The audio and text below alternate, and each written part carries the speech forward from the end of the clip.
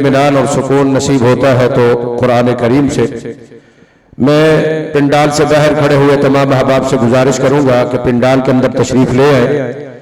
الحمدللہ محترم جناب قاری محمد اسماعیل عتیق صاحب وہ بھی تشریف فرما ہے۔ قاری قرآن واعظ خوش الحان محترم جناب قاری یاسین حیدر صاحب آپ ڈیرہ غازی خان وہ بھی تشریف فرما ہے۔ اور ابھی آپ کے سامنے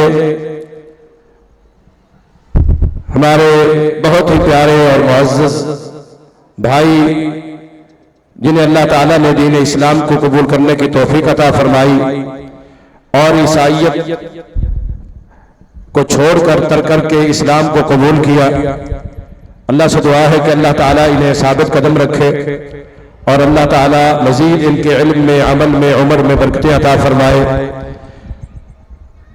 یہ دین اسلام کو قبول کرنے کے بعد جو کچھ مشکلات ایک نئے مسلم کو پیش آتی ہیں ان کے حوالے سے بھی ہمیں آگاہ فرمائیں گے، اور اس کے ساتھ ساتھ یہ بھی اسلام اللہ کی کتنی بڑی نعمت ہے اور اس کی دعوت کا ہم پر کتنا حق ہے۔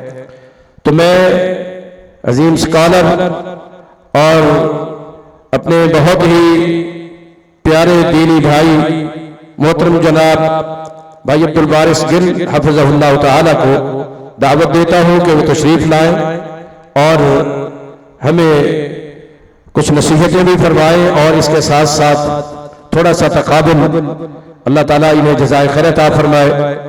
تو انشاءاللہ یہ آپ کا وقت بہت ہی قیمتی وقت ہے اور انشاءاللہ آپ کو بہت سی دینی اور علمی معلومات بھی حاصل ہوگی۔ باہر جتنے بھی ساتھی کھڑے ہوئے ہیں ان سے گزارش ہے آپ جلسہ سننے کے لیے تشریف لائے ہیں، اچھا نہیں لگتا کہ بار بار آپ کو کہنا پڑے، تو براہ کرم اندر تشریف لے آئیں اور گفتگو سماعت فرمائیں۔ جزاکم اللہ خیر۔ السلام علیکم ورحمۃ اللہ وبرکاتہ۔ نحمدہ ونصلی علی رسولہ الکریم، اما بعد فاعوذ باللہ من الشیطان الرجیم، بسم اللہ الرحمن الرحیم۔ قال اللہ سبحانہ وتعالی فی القرآن المجید، فی القرآن الحمید، فمن یرد اللہ ان یہدیہ یشرح صدرہ للاسلام، وقال رسول اللہ صلی اللہ علیہ وسلم، من قال لا الہ الا اللہ دخل الجنہ۔ صدق اللہ العظیم۔ رب اشرح لی صدری ویسر لی امری واحلل عقدۃ من لسانی یفقہوا قولی، رب زدنی علما، آمین یا رب العالمین۔ ہر طرح کی تعریف اللہ سبحانہ وتعالیٰ کے لیے ہے جو رب ہیں تمام جہانوں کا، اور جس کے اختیار میں ہم سب کی جانیں ہیں اور بالآخر ہم سب کو اسی کی طرف لوٹ کر جانا ہے۔ کروڑوں درود و سلام نبی کریم صلی اللہ علیہ وسلم کی ذات اقدس پر کہ جنہوں نے بھٹکی ہوئی انسانیت کو ایک ایسا صراط مستقیم عطا کیا کہ جس پر چلنے کا انعام اللہ کے یہاں وسیع جنتیں ہیں۔ میں عبد الرحمن شاہین صاحب کا تہہ دل سے مشکور ہوں کہ انہوں نے آج مجھے ایک ایسی سعادت سے بہرہ مند ہونے کا موقع عنایت فرمایا کہ جس کا میں کبھی تصور بھی نہیں کر سکتا تھا۔ میری خواہش تھی کہ میں شیخ محترم عبداللہ ناصر رحمانی صاحب سے ایک حدیث پڑھ لوں، اور پھر اللہ سبحانہ وتعالیٰ نے یہ خواہش، پرسوں بہاولپور میں تھا اور پروفیسر صاحب بھی وہیں پہ تھے، تو الحمدللہ 2-2.5 گھنٹے میسر آئے، لیکن یہاں پہ جو وقت میسر آیا اور شیخ کے جو اسباق اور ان کی جو واعظ و نصیحت سے مستفید ہونے کا، میں سچی بات ہے کہ اپنے آپ کو شاہین صاحب کا غلام بھی بنا لوں تو شاید میں ان کا احسان کا بدلہ نہیں چکا سکتا۔ اللہ سبحانہ وتعالیٰ ان کی جان، مال، عزت، علم، عمل میں برکتیں عطا فرمائے، اور آج مجھے شیخ صاحب کے قدموں میں بیٹھ کے ان کا درس سن کے، ان کی معرفت اور اللہ سبحانہ و تعالیٰ نے جو ان کو علم و عرفان سے نوازا ہے، اللہ کی قسم ہمارے ان شیوخ کو دیکھ کے لگتا ہے کہ الحمدللہ رب العالمین ہمارا دین حق ہے۔ ان علوم و فنون کے پہاڑوں کو دیکھ کے شرح صدر ہوتا ہے کہ ہم جس دین پہ کھڑے ہیں نا، یہ اللہ سبحانہ و تعالیٰ کی توفیق سے حق اور سچ دین ہے۔ شیخ صاحب نے مجھے حکم فرمایا کہ آپ نے مختصر وقت میں اس بات کا اظہار کرنا ہے کہ آخر وہ کون سے اسباب و محرکات تھے کہ جن کو چھوڑ کر آپ نے دامن اسلام میں پناہ لینا اپنے لیے عافیت سمجھا، اور وہ کون سی ایسی خوبیاں تھیں کہ جو اسلام میں تو ہیں لیکن دیگر مذاہب میں نہیں ہیں۔ تو واقعہ یہ ہے کہ 80 کی دہائی میں ایک ایسے گھرانے میں پیدا ہوا کہ جہاں پر 3 خداؤں کی عبادت نہیں کی جاتی تھی، بلکہ مسیح علیہ السلام کو خدا کا بیٹا بھی مانا جاتا تھا۔ میں ایک ایسے گھرانے میں پیدا ہوا کہ جہاں پہ میری والدہ محترمہ کہتی ہیں کہ جب تو پیدا ہوا تو میں نے تیرے ماتھے کے اوپر 3 خداؤں کا نشان بنایا، یعنی باپ، بیٹے، روح القدس کے ساتھ تیرے ماتھے پہ صلیب کا نشان بنایا۔ میں ایک ایسے گھرانے میں پیدا ہوا کہ جہاں پر یہ تصور تھا کہ مسیح نہ صرف خدا کا بیٹا ہے بلکہ وہ خود خدا ہے۔ میں نے ایک ایسے گھرانے میں آنکھ کھولی کہ جہاں پر یہ عقیدہ تھا کہ آدم علیہ السلام سے لغزش ہوئی اور اس کا کفارہ ادا کرنے کے لیے مسیح علیہ السلام نے صلیب پر میرے اور آپ کے تمام گناہوں کا کفارہ ادا کر دیا۔ میں ایک ایسے گھرانے میں پیدا ہوا کہ جہاں پر عقیدہ تھا کہ اگر مسیح علیہ السلام کو اللہ کا بیٹا مان لو، اس کو اللہ مان لو، تو ساری زندگی اگر گناہ، بدکاری، سیاکاری کرتے رہو گے تو بالکل ایسے ہی پاک صاف ہو جیسے کہ مسیح علیہ السلام۔ اب کوئی سلیم الفطرت انسان ان عقائد و نظریات کو نہ مان سکتا ہے اور نہ ہی کبھی ان کے اوپر جو ہے وہ اطمینان کا اظہار کر سکتا ہے۔ عیسائیت گھر سے نکلا تھا ایک عیسائی، اچھا سچا پکا عیسائی بننے کے لیے، اور جب ان سوالات کے جوابات تلاش کیے تو ہمارے مذہبی رہنماؤں نے کہا کہ مسیح نہ صرف خدا ہے، خدا کا بیٹا ہے، بلکہ وہ خدا ہے کیونکہ وہ خدا جیسے کام کرتا ہے۔ اور مسیح علیہ السلام خود یہ فرماتے ہیں کہ میں تو اپنی مرضی سے کچھ کرتا ہی نہیں ہوں، میں تو جو کرتا ہوں اپنے بھیجنے والے کی طاقت قوت کے ساتھ کرتا ہوں۔ مسیح علیہ السلام کہتے ہیں کہ میرے بھیجنے والا مجھ سے بڑا ہے۔ یہ ظالم کہتے ہیں کہ باپ، بیٹا، روح القدس یعنی تثلیث میں توحید ہے، اور مسیح علیہ السلام کہتے ہیں کہ خداوند تمہارا خدا ایک ہی خدا ہے جس کو اپنے پورے دل، اپنی پوری جان، اپنی پوری طاقت اور اپنی پوری عقل کے ساتھ محبت رکھو۔ جب ان سے پوچھا تو انہوں نے کہا کہ وہ خدا ہے، وہ خدا جیسے کام کرتا ہے۔ اور قصہ مختصر یہ کہ جب نہ تثلیث کا کوئی تسلی بخش جواب ملا، نہ ابن اللہ کا کوئی تسلی بخش جواب ملا، اور نہ ہی مسیح اللہ ہے اس کا کوئی تسلی بخش جواب ملا، اور مزید عقائد و نظریات کی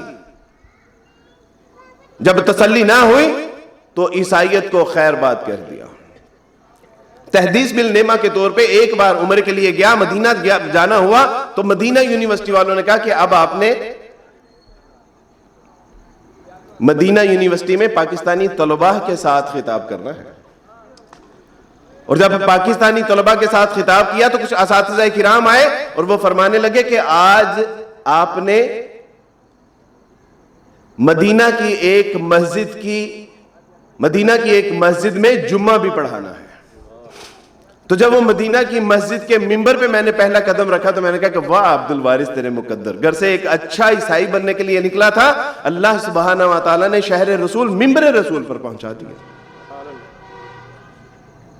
میں حیران تھا کہ اللہ سبحانہ و تعالیٰ آپ یہ ہوتا کب ہے کہ جب آپ اپنے عقل اور شعور کی کھڑکیوں کو کھول کے اللہ کی راہ میں جد و جہد کرتے ہیں، جب حق کی تلاش کے لیے نکلتے ہیں، جب دین مبین کو سمجھنے کے لیے نکلتے ہیں، جب اللہ کا علم و عرفان حاصل کرنے کے لیے نکلتے ہیں، تو پھر اللہ سبحانہ و تعالیٰ پچھلی صفوں سے اٹھا کے آپ کو پھر یہاں تک پہنچا دیتی. میرے اللہ کا فضل ہے, میرے اللہ کا فضل اور ان علماء کرام کے جوتے سیدھے کرنے کے سبب سے اللہ سبحانہ و تعالیٰ نے میرے ساتھ یہ شفقت محبت والا معاملہ فرمایا. چھوڑ دیا عیسائیت کو جب سمجھ نہیں آئی, اور 6 سال کا عرصہ گزرا. ایسا نہیں کہ چند لمحوں میں یہ فیصلہ کیا. جب 6 سال کا عرصے کے بعد جب تسکین جاں اور روحیں تسکین جاں اور راحت قلب میسر نہیں آئی, تو پھر کہا کہ نہیں, یہ مذہب میرے لیے آؤٹ فٹ ہے, یہ ٹھیک نہیں کہ جس میں مسیح علیہ السلام کو بیٹا بھی مانا جاتا ہے, خدا بھی مانا جاتا ہے, تثلیث بھی ہے, عقائد و نظریات کی دجیاں بکھیری ہیں, اور مسیح علیہ السلام کے اقوال اس کے بالکل برعکس ہیں. مسیح کہتے ہیں کہ خداوند تمہارا خدا ایک ہی خدا ہے, لیکن ہمارا پادری کہتا ہے کہ 3 خدا. وہ کہتے ہیں کہ نہیں, وہ خدا کا بندہ, اس کا نبی رسول نہیں, بلکہ وہ اللہ ہے. تو میں نے کہا کہ اگر یہ تمہارا دین ہے تو یہ تمہارا دین تم کو مبارک ہو, میں اس سے رخصت ہوا چاہتا ہوں. اب ہونا تو یہ چاہیے تھا کہ اس 22 کروڑ مسلمانوں کی آبادی میں کوئی مسلمان ہوتے کہ جو کہتے کہ کہاں جانا چاہتے ہو میاں, کیا تلاش کر رہے ہو. اور ہوا یہ کہ ہندو مت کا مطالعہ بھی کیا, سکھ مت کا مطالعہ بھی کیا. کیوں کہ میں جانتا تھا کہ میری شادی ہوگی تو میرے پھیرے دلائیں گے, نکاح بڑھائیں گے, چرچ میں لے کے جائیں گے, سینیگوگ میں لے کے جائیں گے, کریں گے کیا؟ اگر میں مر گیا مجھے دفنائیں گے, لٹکائیں گے, جلائیں گے, کریں گے کیا؟ اس لیے مجھے کسی نہ کسی ایک راستے کا انتخاب کرنا تھا, اور اس راستے کا انتخاب اور اس کے تلاش میں کبھی ہندو مت کا مطالعہ کر رہا ہوں تو پتا چلتا ہے کہ وہاں 33 کروڑ خداؤں کا تصور پایا جاتا ہے, اباگون کا تصور پایا جاتا ہے. ہندو مت کا مطالعہ کرنے کے بعد سکھ مت کا مطالعہ کیا تو پتا چلا کہ ان کا تو بیڑے غرق ہوا پڑا ہے. بدھزم کا مطالعہ کیا تو پتا چلا کہ وہ تو ہر کھڑے کو, ہر پڑے کو اپنا الہ سمجھتے ہیں. لیکن ہونا تو یہ چاہیے تھا کہ مسلمانوں, میرے دوستوں بھائیوں, ہونا تو یہ چاہیے تھا کہ مسلمان آ کے پوچھتے کہ وارث کہاں جانا چاہتے ہو, وہ کیا تلاش کر رہے ہو, وہ اس کائنات کے خالق مالک رازق کے متلاشی ہو, اس کی دوزخ سے بچنا چاہتے ہو, اس کی جنتوں میں داخل ہونا چاہتے ہو, دنیا اور آخرت کی کامیابی اور کامرانی اپنا مقدر بنانا چاہتے ہو. ہم تمہیں بتاتے ہیں اس وقت پوری دنیا جس ڈپریشن کا شکار ہے, کیونکہ کسی مذہب میں بتایا جاتا ہے کہ 3 خدا ہے, کسی میں بتایا جاتا ہے کہ 30 خدا ہے, کسی میں بتایا جاتا ہے کہ 33 کروڑ خدا ہے.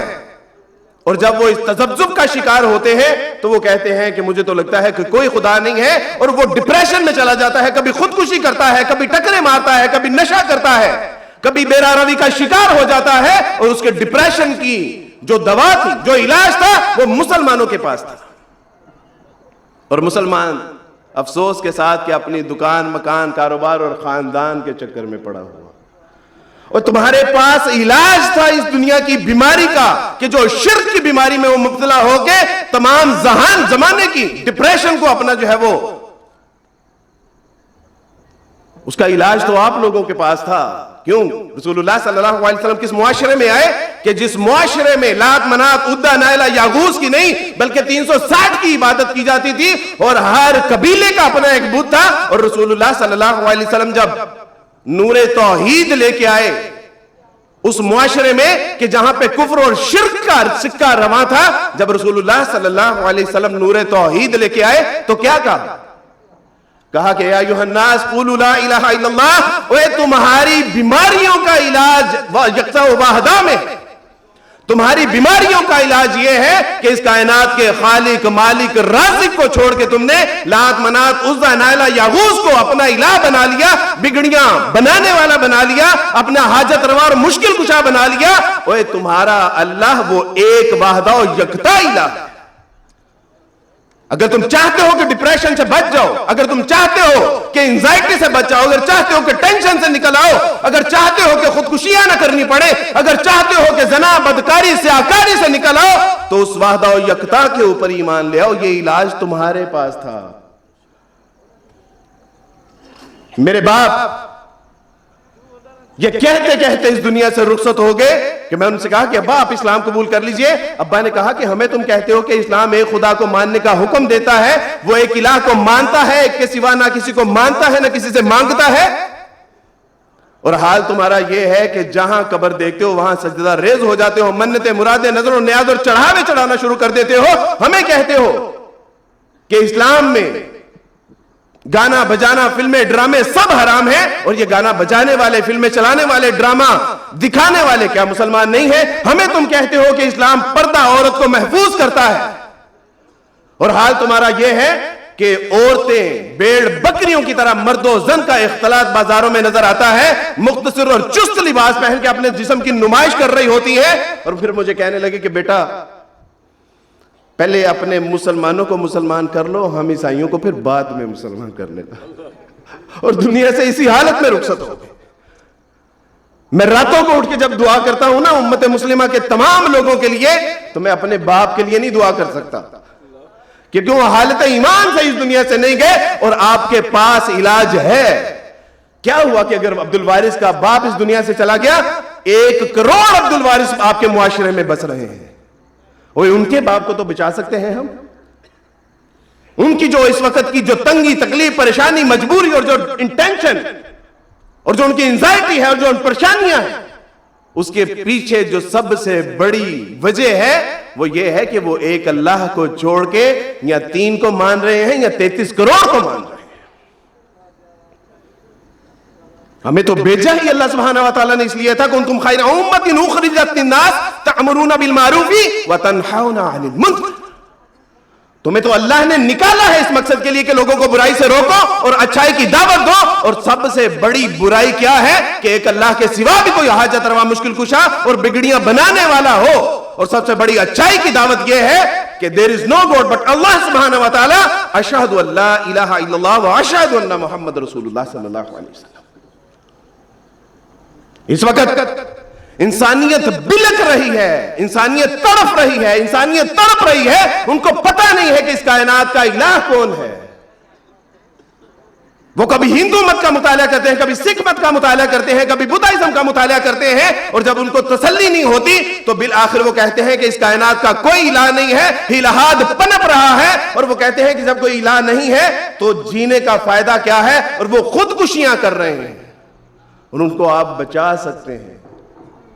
کم سے کم ہمارے آج جو 7 صحیح بخاری سے جو پڑھ کے فارغ ہوئے ہیں, کم سے کم میں ان کو تو نصیحت کرتا ہوں کہ میرے بھائی, میرے بیٹے, میرے دوست, اللہ سبحانہ وتعالی نے یہ فن تجھے عطا فرمایا کہ تجھے اللہ سبحانہ وتعالی کی صفات کا بھی پتا ہے, تجھے اس کے احکامات کا بھی پتا ہے, تجھے علم و عرفان کا بھی پتا ہے کہ وہ کائنات کا خالق مالک رازق کون ہے.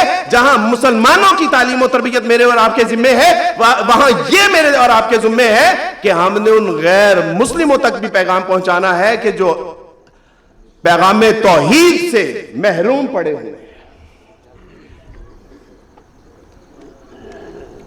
دوسری گزارش کہ جب اللہ سبحانہ وتعالی نے مجھے اسلام کا بغور مطالعہ کرنے کی توفیق عطا فرمائی تو پتہ چلا کہ مسلمانوں کا الہ تو اللہ سبحانہ وتعالی جو کائنات کا خالق مالک رازق, جو واحد و یکتا ہے, جس کے بارے میں ہمیں سکھایا جاتا تھا کہ مسیح علیہ السلام الہ ہے, بلکہ وہ تو الہوں کا بھی الہ ہے.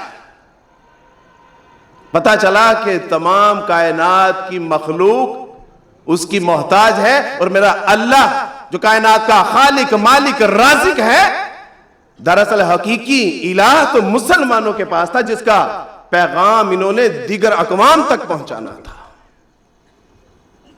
آج ویسٹ اس بات سے پریشان ہوا پڑا ہے کہ ان کا خاندانی نظام کا شرازہ بکھر گیا ہے. کیوں؟ کہ پہلے وہ اپنے بچوں کو ڈے کیئر سینٹر میں ڈال دیتے ہیں, اور اس کے بعد جب بچے 18 سال کے ہوتے ہیں تو وہ ان کو اولڈ ایج ہوم چھوڑ آتے ہیں, اور کرتے کرتے کرتے کرتے ان کا خاندانی نظام, ان کا معاشرتی نظام, ان کا قوم ملک ملت کا نظام, اس کا پورا شرازہ بکھر پڑا ہے. اور اللہ سبحانہ وتعالی نے اس کا علاج مسلمانوں کو بتایا تھا کہ اس خاندانی نظام کی پہلی اکائی ماں باپ ہے, میاں بیوی ہے, پھر ماں باپ ہے, اور اس ماں باپ کے حوالے سے مجھے اور آپ کو قرآن نے بتایا فَلَا تَكُنْ لَهُمَا أُفٍّ,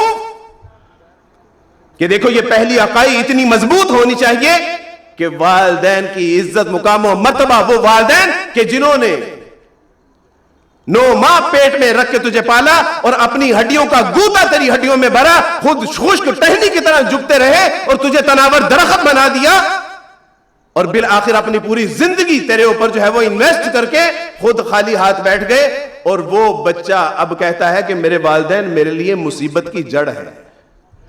मुआशरे तबाह हो रहे, लेकिन मुसलमानों को अल्लाह सुब्हानहू व तआला ने बताया कि वालिदैन का मुकाम और मर्तबा क्या है, फला तकुल लहुमा उफ, और वालिदा के बारे में बता दिया कि देखो ये तेरी मुसीबत की जड़ नहीं है, ये तेरे लिए तंगी तकलीफ परेशानी मजबूरी नहीं, बल्कि इसके कदमों में अल्लाह सुब्हानहू व तआला ने तेरे लिए जन्नत रख दी है। ये पैगाम आपने मेरे माँ बाप बहन भाई रिश्तेदारों तक पहुंचाना था। मेरे दोस्तों भाइयों बुजुर्गों, अल्लाह सुब्हानहू व तआला की ये नेमत जिसके बारे में आता है सुम्मा लतुसअलूना यौमइज़िन अनिन नईम, ये मुझे और आपको नेमत मुयस्सर थी, इस नेमत को हमने गैर मुस्लिमों तक पहुंचाना था। एक हिंदू कि जिसने अल्लाह सुब्हानहू व तआला की तौफीक से मेरे हाथ पे इस्लाम कबूल किया, और इस्लाम कबूल करने के बाद उसने कहा कि अब्दुल वारिस भाई आपने हम तक पहुंचने में इतनी देर कर दी कि मेरी 2 नस्लें जहन्नुम वासिल हो चुकी हैं। तो मैंने कहा कि मेरे अजीज, जो शिकायत तुमको मुझसे है ना, मुझे भी अपने मुस्लिम मुआशरे से यही शिकायत है कि मेरा खुद बाप बगैर ईमान के इस दुनिया से चला गया। और वो यही कहता रहा कि बेटा पहले हमें मुसलमान करने की बजाय अपने मुसलमानों को पहले मुसलमान कर लो। एक बच्ची कि जिसने इस्लाम कबूल किया, इस्लाम कबूल करने के बाद मैंने उससे कहा कि बेटा घर में टिकी रहना, बाहर नहीं आना, अभी हालात ठीक नहीं है, हमें डॉक्यूमेंटेशन करनी है, तुम्हारे लिए पूरा इंतजाम इंतजाम करना है। और बिल आखिर एक दिन उसने कहा कि अब्दुल वारिस भाई बस, अब जब अजान होती है ना तो मेरे वालिदैन मुझसे पूछते हैं कि सर पे दुपट्टा तुम क्यों ले लेती हो। जब अजान होती है और तमाम मुसलमान सजदा अल्लाह सुब्हानहू व तआला को कर रहे होते हैं, और जब मैं सजदा नहीं करती तो मेरा दिल खून के आंसू रोता है। अब्दुल वारिस भाई बस, अब मजीद नहीं मैं घर में इंतजार कर सकती, हम मजीद उस कुफर में नहीं रुक सकती। जब वो आई तो मैंने उससे कहा कि बेटा मुझे कोई नसीहत करोगी? तो कहने लगी कि अब्दुल वारिस भाई, अपने माँ बाप बहन भाई रिश्तेदार सखी सहेलियां अपना सब कुछ छोड़ छाड़ के नहीं, उनको दुश्मन बना के आई हूं इस इस्लाम के लिए, ईमान के लिए, अल्लाह के फरमान के लिए, इस कुरान के लिए। बस मुसलमानों को मेरा ये पैगाम पहुंचाइए कि ये जो नेमत मुफ्त में मिल गई है ना, इसकी कदर करें। और ये जो नेमत मिली है, अगर हमने इस नेमत को आगे ना पहुंचाया तो इसका मतलब है कि हमने इसका हक नहीं अदा किया। होना तो ये चाहिए था कि मुसलमान आते हमें पूछते कि where you want to go, कहां जाना चाहते हो, क्या मंजिल है, किसको तलाश कर रहे हो। रसूलुल्लाह सल्लल्लाहु अलैहि वसल्लम की खत्म नबूवत में जो है वो ईमान लाना चाहते हो, इस लास्ट एंड फाइनल स्टेटमेंट जो अल्लाह सुब्हानहू व तआला का कुरान सिर्फ कुरान नहीं बल्कि एक मौजज़ा भी है, क्या उसकी तालीमात पे अमल करना चाहते हो, अल्लाह की दोज़ख से बचना चाहते हो, अल्लाह की जन्नत में जाना चाहते हो, तो पढ़ो ला इलाहा इल्लल्लाह मुहम्मद रसूलुल्लाह। लेकिन नहीं मेरे दोस्तों, और इस ईसाइयों के घरों में पैदा होने वाले, इस चूड़े के घरों में पैदा होने वाले बच्चा 2000 लोगों के ईमान लाने का जरिया बना। आप तो फिर उलमाए किराम के घरानों से हैं, आप तो फिर सैयद घरानों से हैं, आपके घरानों से तो कई औलिया पैदा हुए होंगे, आप क्यों नहीं मेरे दोस्तों भाई बुजुर्गों। मेरा यह बयान नहीं है बल्कि दर्द दिल है जो आप अहबाब के सामने पेश करने के लिए आया हूं। और उलमाए किराम, खसूसन उलमाए किराम से यह दरख्वास्त है कि अल्लाह के लिए जहां हम मुसलमानों में दावत और तबलीग का काम कर रहे हैं, गैर मुस्लिम भी आपके मुंतजिर हैं। वो देख रहे हैं कि कहां से कोई तौहीद का पैगाम लेके आता है, वो देख रहे हैं कि कहां जो हमारी तखय्युर और तबद्दुल शुदा किताबों के हवाले से कोई साफ शफाफ पैगाम लेके आता है जो कुरान पेश करता है। वो मुंतजिर है कि जिल्लत और रसवाइयों से निकालने के लिए कौन आता है। इस वक्त औरत जो तजलील का निशान बनी हुई है, जिसको महज बिलबोर्ड की जो है वो निशानी बना के रख दिया गया है, जो महज शमाए महफिल बना के रख दी गई है, वो तलाश कर रही है कि अल्लाह तेरी इस कायनात में कोई औरत का मुकाम मर्तबा है भी कि नहीं।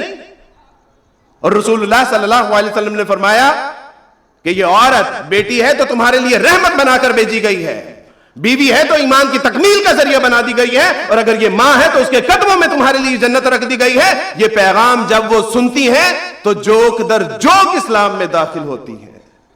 یہ پیغام تو میرے اور آپ کے پاس تھا کہ اس کائنات کی خواتین کو جو مقام و مرتبہ اسلام نے دیا ہے، عورت پس رہی ہے، سسک رہی ہے، بلک رہی ہے کہ اللہ تیرے معاشرے میں تیرے بندے ہمیں کہتے ہیں کہ یہ شیطان کا اوتار ہے. دنیا میں فساد، دنگا، لڑائی جھگڑے کے سبب میں عورت ایک سبب ہے. اور اسلام کیا کہتا ہے؟ اسلام کہتا ہے کہ نہیں، یہ تو اللہ کی بندیاں تمہارے ایمان کی تکمیل کا ذریعہ ہے. اسلام کہتا ہے. ایک عیسائی نے مجھے پوچھا کہ عبد الوارث بھائی کیا مسئلہ ہے آپ کی خواتین کے ساتھ؟ جب ہم ان کے آگے ہاتھ کرتے ہیں تو وہ ہاتھ پیچھے کر لیتی ہیں. تو میں نے کہا کہ آپ کی ملکہ الزبتھ ہر ارے غیر نتھو خیر شہری سے ہاتھ ملاتی ہیں؟ کہا کہ وہ تو ملکہ ہے. تو میں نے کہا کہ اسلام نے ہماری گھر کی ہر بیٹی کو، ہر بہن کو، ہر ماں کو ہمارے گھروں کی ملکہ ہی بنایا ہے. یہ اسلام نے بتایا، اور یہ پیغام ہم نے ان ماں بہنوں بیٹیوں تک پہنچانا تھا کہ جو معاشرے کی ذلت اور رسوائی کا نشان بنی. ایک اور غلط فہمی، وہ غلط فہمی یہ کہ ہمیں یہ بتایا جا رہا ہے آج سوشل میڈیا کے ذریعے، کتابوں کے ذریعے، ماڈرنزم کے ذریعے اور اسکول، کالج، یونیورسٹیوں کے ذریعے، اور اس میں مجھے شکایت ہے علماء کرام سے. وہ شکایت یہ ہے کہ یہ علماء کرام کے مقام و مرتبے کے حوالے سے نہیں بتا رہے، اور یہ بتائیں گے بھی نہیں. کیوں؟ کیونکہ کون عالم ہے کہ جو اپنی تعریف خود جو ہے وہ ممبر و محراب پہ آ کے بیان کرے گا؟ اور غلط فہمی کا شکار ہمیں یہ کیا جا رہا ہے کہ دیکھو یہ علماء کرام کسی کام کے نہیں ہیں، یہ تمہیں کچھ نہیں بتائیں گے، یہ تمہیں صحیح دین نہیں سمجھائیں گے، یہ لڑائی جھگڑے کا سبب یہ مولوی ہے، یہ مولوی کسی کام کا نہیں ہے، یہ تمہیں کچھ نہیں بتائے گا، وہ اس کی بات نہیں سنو، اور یہ تمہیں معاشرتی سطح پہ، معاشی سطح پہ تباہ و برباد کر دے گا. یہ ہمیں سوشل میڈیا کے ذریعے، کتابوں کے ذریعے، اسکول، کالج اور یونیورسٹیوں کے ذریعے غیر محسوس طریقے سے ہمارے ذہنوں میں اور ہمارے دلوں میں پینیٹریٹ کیا جا رہا ہے، اس کو دنسایا جا رہا ہے. تو میرے دوستو، بھائیو، بزرگوں، آخری بات یہ ہے کہ کیا پارلیمنٹ میں مولوی بیٹھا ہے؟ جو تمام سیاسی پارٹیاں آپس میں دست و گریبان ہیں، کیا اس میں مولوی کا قصور ہے؟ کیا اگر مہنگائی ہو رہی ہے تو اس میں مولوی کا قصور ہے؟ آج اگر باہر بے حیائی جو ہے وہ سراپا جو ہے وہ بازار میں دندنا رہی ہے تو اس میں مولوی کا قصور ہے؟ یہ سوشل میڈیا کے اوپر جو طوفان بدتمیزی برپا ہے، کیا اس میں مولوی کا قصور ہے؟ آج اگر معاشرت اور سماجی سطح پہ ہم تذلیل کا شکار ہیں تو اس میں مولوی کا قصور ہے؟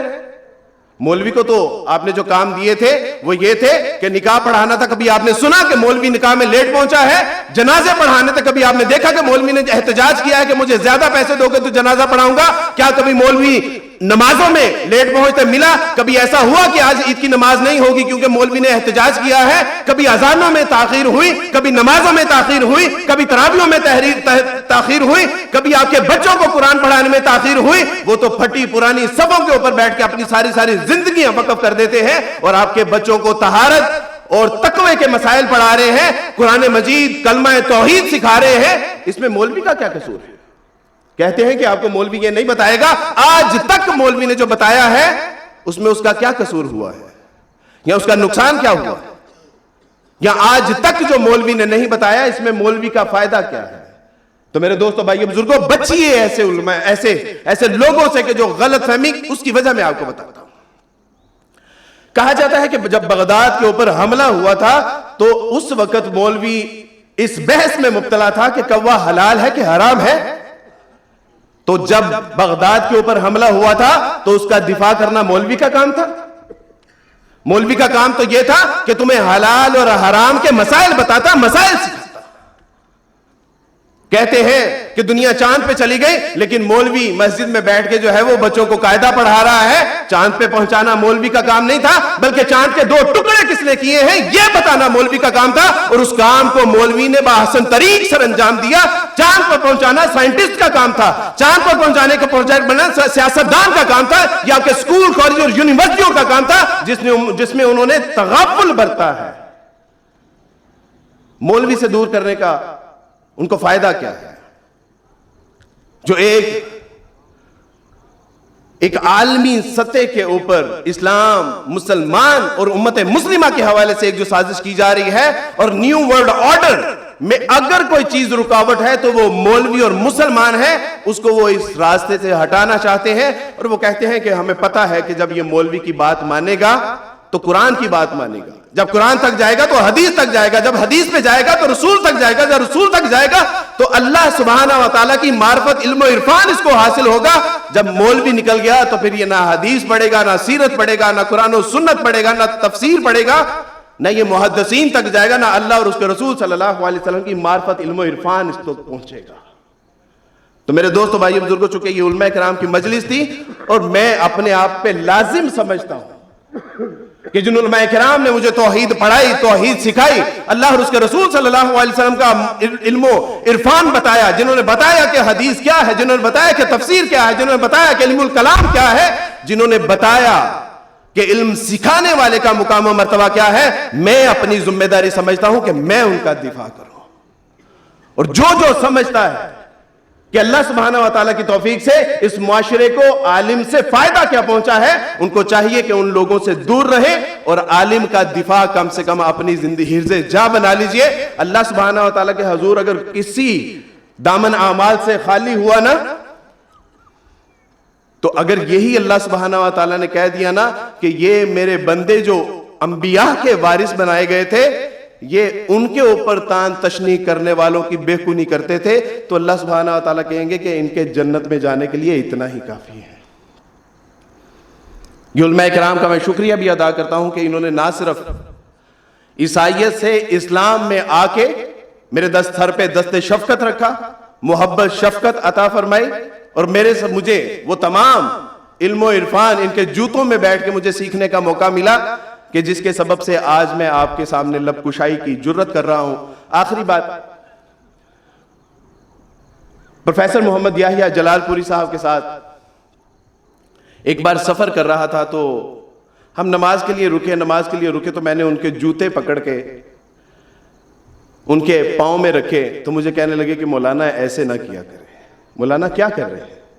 تو میں نے کہا کہ حضرت دیکھیے، آپ نے سال ہا سال قرآن و سنت پڑھی پڑھائی، سمجھی سمجھائی، سیکھی سکھائی، پھر جا کے آپ کو عالم کا خطاب ملا، اور مجھے محض اللہ سبحانہ و تعالیٰ نے علماء کرام کے جوتے سیدھے کرنے سے عالم کا خطاب دے دیا۔ میرے دوستو، بھائیو، بزرگوں، چمٹ جائیے، جس طرح عبداللہ ناصر رحمانی صاحب فرما رہے تھے نا کہ ان کو اپنی ڈال بنا لیجئے، یہ آنے والے فتنوں سے آگاہ ہوتے ہیں۔ علماء کرام کا وجود ہماری نسلوں کی بقا کی علامت ہے کہ وہ کبھی شرک پہ نہیں مریں گے، کبھی کفر اور کبھی بدعات میں مبتلا نہیں ہوں گے۔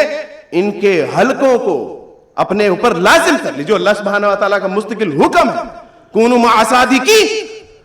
اور ان سے سچا کون ہو سکتا ہے کہ جو قال اللہ و قال رسول صلی اللہ علیہ وسلم کے علاوہ کچھ نہ کہتا ہو۔ اللہ سبحانہ و تعالیٰ سے دعا ہے کہ اللہ سبحانہ و تعالیٰ میرا یہاں پر آنا، آپ لوگوں کا بلانا، سننا سنانا، اللہ اپنی بارگاہ میں قبول و منظور فرمائے۔ وآخر دعوانا ان الحمد للہ رب العالمین۔